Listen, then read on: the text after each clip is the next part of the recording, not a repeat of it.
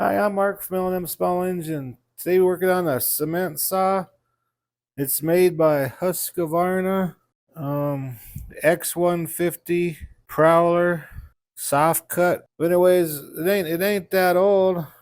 They were gonna use it the other day and it wouldn't start, so they brought it over here and I took the air filter assembly off and cement dust is all the way through the carburetor. So we're gonna put a new motor on here. So hope you enjoy the video. See all that cement dust in there? Anyways, I took this air filter base off here, and the plastic here is not even square. It's like indented right here, and you can see where the cement dust was getting sucked in by here, and you can feel right here. It's like an indent right in here. And I gave it a compression test, and it has like 10-15 pounds in it if you pull the rope 6-7 times. But yeah, the flaw in the engine manufactured part. It's a Subaru engine, Subaru Robin. It's a 4.5 horse EX13 engine. But yeah, just that little flaw in the air filter base caused all that damage. So the tough thing was trying to find a motor that's going to fit in this cage, and I found a motor that hopefully will fit in there. So we're going to go ahead and take this motor out, take this cage off, and unbolt the motor and everything, and hopefully the new motor will fit. Start taking this cage off here.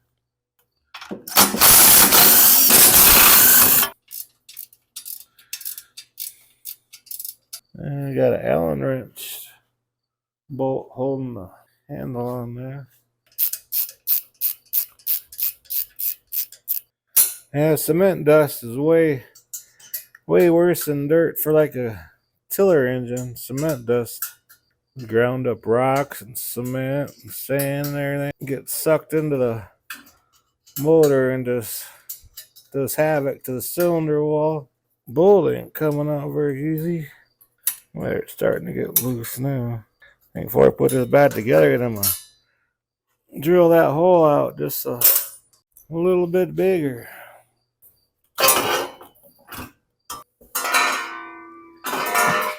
Okay, now we can unhook the belt from the pulley. We can go ahead and unbolt the motor.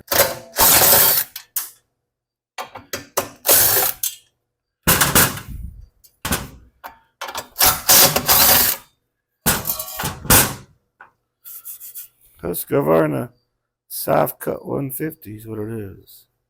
Belt's in good shape. So now, we should be able to get these bolts from under here, like 1/2 inch. Okay, I'm gonna measure. There's a rubber plate, a rubber piece of rubber underneath the motor here. I suppose for vibration and stuff. That was a spacer, but it's just a rubber. I was gonna measure that pulley down to the PTO shaft down to the frame, because the new motor has to be pretty close, or else the belt might be too tight or too loose. 4 3/4 from the base to the top of the PTO shaft. 4 3/4. But I guess they got this spring-loaded tightener on here, I guess. I just want to buy another Subaru motor that I like the same problem. Can't lay it on the carburetor side. All the oil will run out. Won't harm the engine any, but make a heck of a mess.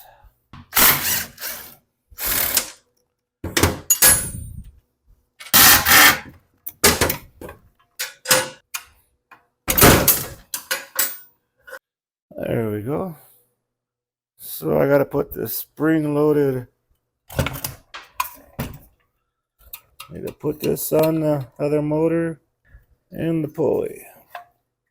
Here's that rubber piece I was talking about. All right, we'll get the new motor over here, putting the pulley on and that belt tightener on and everything. Here's the motor I'm going to put in there. It's a Kohler S8 series. It's a 6.5 horse, 196 cc engine. I hope it fits in that cage.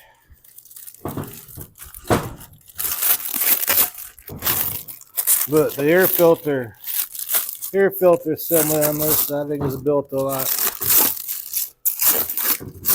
better than the one on that Subaru.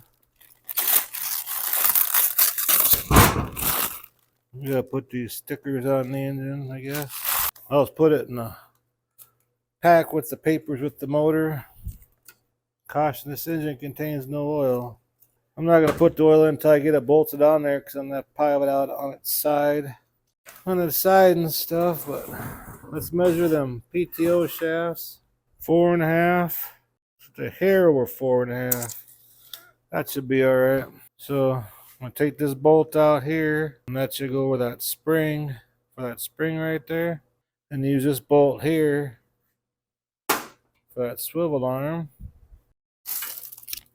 And it comes with a new flywheel key.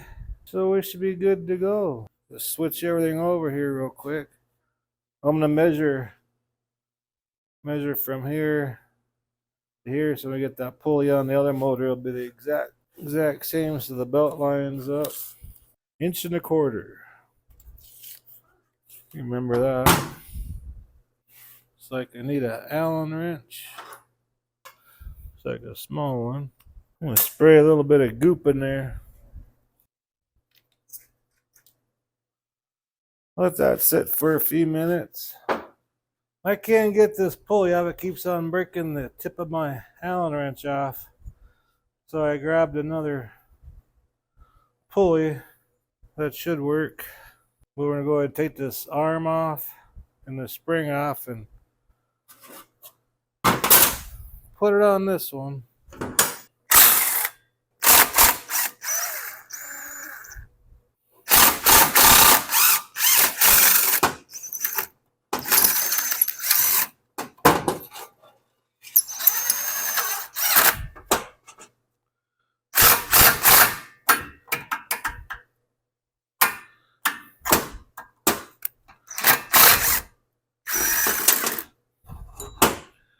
You're gonna have to put a washer in there because that's hitting where that dipstick is.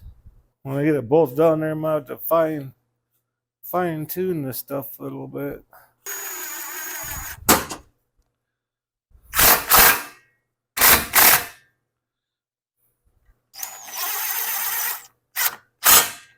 I'm gonna put some Loctite on this.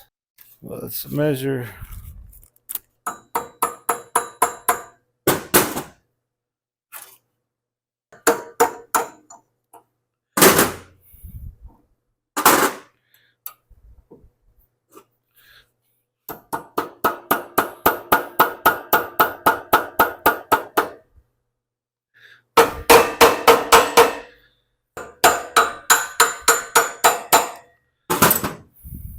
I switched it around because this here would have hit that bar.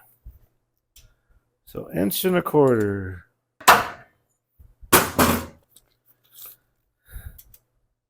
inches. 1.25 inches. Put a little bit of Loctite on this here.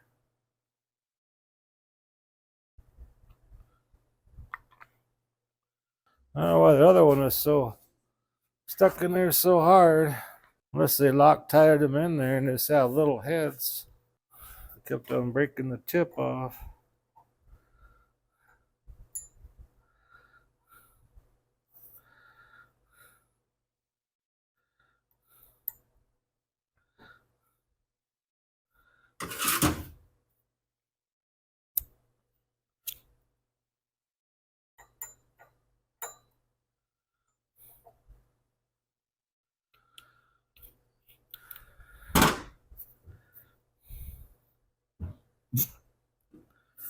All right. Okay, I had that 3-inch pulley on here, but the belt was too loose, so I put a 3.25 pulley on there. It seems to be about perfect now. So now all I gotta do is bolt down the motor, and hopefully that cage is gonna fit next. I don't have no oil in there now, so I'm gonna lay it on its side and stuff.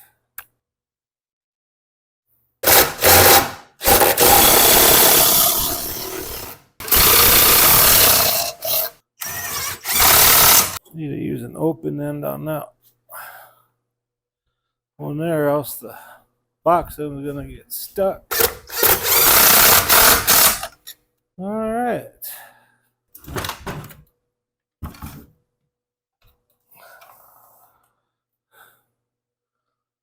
Looking like a machine again. That looks good now. Probably should put the oil in it before I put this cover on. I'm gonna read the manual real quick. See what weight we're supposed to put in there and how much. I'll be right back. Okay, I read the manual and I decided to go with 1030. That goes between 20 degrees and 100 degrees with a 30 weight between 50 and 100. But I've seen them pour cement colder than that. They just put chloride in the cement mix. That way they can run it in the fall or the spring and the summer. And it says after 5 hours use, change oil, and after that every 50 hours. So I'm going to tell them after 5 hours of use to change oil, the braking oil. So anyways, I got the oil in there and I put it on the crosshatch on the dipstick. So now we can go ahead and put that safety cover on. And it's sitting in this bracket right here.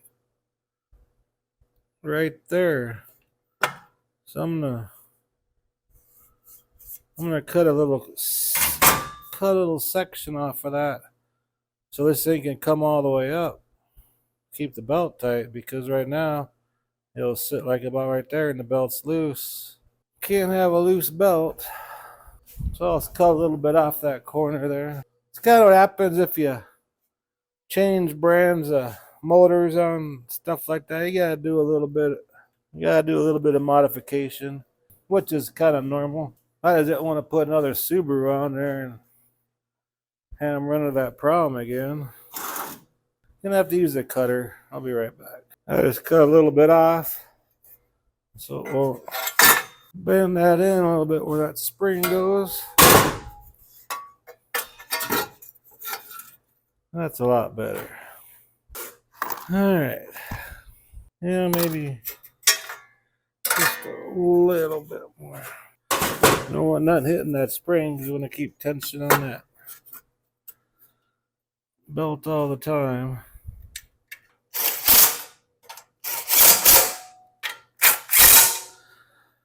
Okay, now the cage. Hope that fits on there. Gotta do a little bit of modifying everywhere else. But the air filter base on this one's so much better. I believe they are anyway. It's actually a bigger air filter in there too. I was gonna drill out them holes a little bit so I can get the bolts in there easier. Well, let's just see. Look at that. Look at that. Fits in there perfect. Almost like it was meant to go in there. I'm gonna drill out them holes. I gotta drill out them holes a little bit on this cage here, just like one size bigger, so I can slide the bolts in there. So I'll drill it out and we'll go ahead and put that cover on. Okay, I got the cage put on it. So now all we gotta do now is put some fuel in there. And I'm using premium here. I gotta tell them guys, don't use no ethanol. And it sure rolls easy. I want to make sure the dipsticks are snug. I'm sure this has a lot of vibration stuff. I don't want the dipsticks coming out. We don't want to over tighten them either, but they have that rubber gasket on them. The fuel's on that way and the choke's in that way, and here's our throttle.